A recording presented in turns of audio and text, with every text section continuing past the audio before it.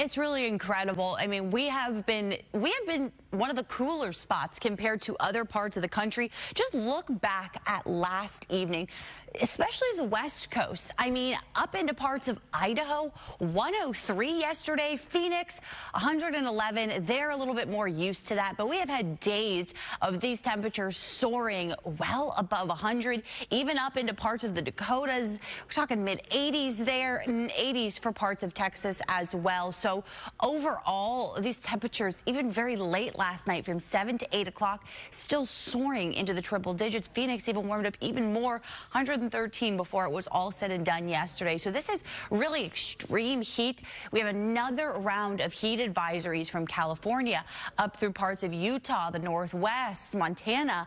And really, this has just been days of this. And really for this summer, I mean, we've already had record heat for parts of the West, parts of California, and we are just getting going with this summer. As we take a look at the big picture here, they have had a heat dome under this ridge of high pressure that's just been locked in place. And when they don't get any relief at night, all of that heat just continues to cycle over and over. We're not able to get really any relief from that pocket of hot air sitting overhead. We have our more typical high pressure here across the southeast. That's continuing to recycle around that. Some typical summer-like storms for us, the Midwest and the Northeast. They had some record heat last week. Then they got kind of a frontal system that moved through that helped moderate temperatures a bit more. So we look ahead to tomorrow, where overall, look how many spots are going to wake up to the 70s for the start of Thursday morning. And then as we put this in play through the end of the day, look at the heat again for tomorrow. I mean, another round of a lot of spots being warmer than us here in Florida. Look at Rapid City tomorrow, 99,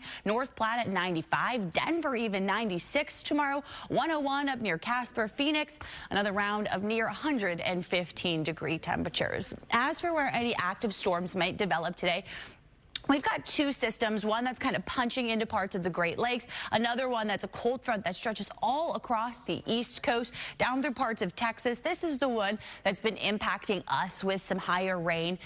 Winds around that system helping really kind of pull in all of this moisture that's in the Gulf of Mexico. When we get all this moist, humid air sitting overhead, just kind of allows for a lot more rain to work its way through the area. We saw that last night with all that widespread heavy rain.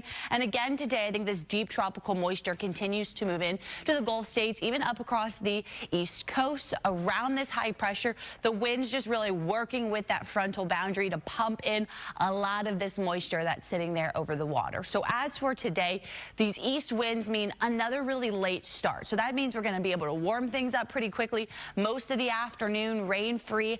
Then the late day, we start to see those skies darken up. Those rumbles of thunder will start to pick up, become more widespread as our sea breeze will kind of collide with those storms moving in off the East Coast.